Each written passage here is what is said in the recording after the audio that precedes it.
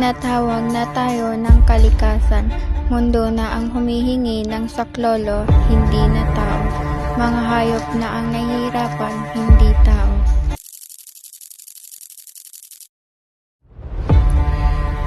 Tayo ang gumagawa ng daan upang wasakin ang mga sariling tahanan natin.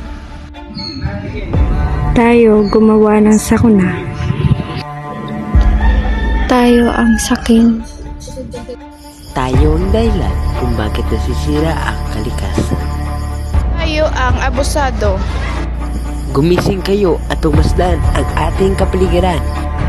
At bakit hindi muna natin isipin kung tama pa ba ito? Pumasok na sa Philippine Area of Responsibility ang bagyong Bebingka na tatawagin na ngayong bagyong Ferdy. Pero bago yan, ramdam na ang masamang panahon sa iba't ibang probinsya sa bansa. Nakatutok si Maris Umali. Sapat na flood barrier sa baha pagtaas.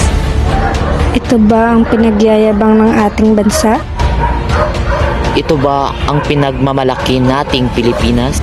Kailan ba tayo mamumulat na ang problema ng matagal ng pinoproblema ay dapat nang solusyonan? Kailan ba tayo matuto itapon ang mga basura natin sa maayos na paraan, yung hindi tatapon kahit saan-saan?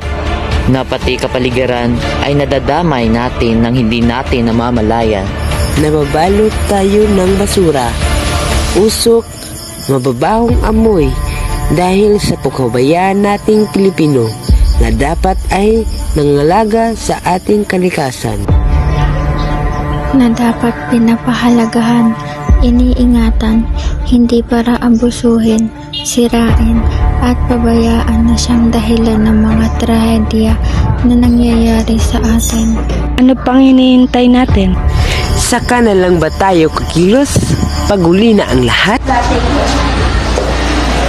Pagkakaisa ang ating sandigan upang buksain ang mga sakuna. Tayo na at magtanim at palagahan ang kalikasan. Ugaliin natin itapon sa maayos na basurahan ang basura hindi lamang sa mga kalye at kahit saan. Alagaan at huwag natin pabayaan ating kalikasan upang hindi magdulot ng baha na magpapahirap sa atin. Kailangan rin natin sila sa oras ng sakuna. Buhay nila ang iniligtas natin.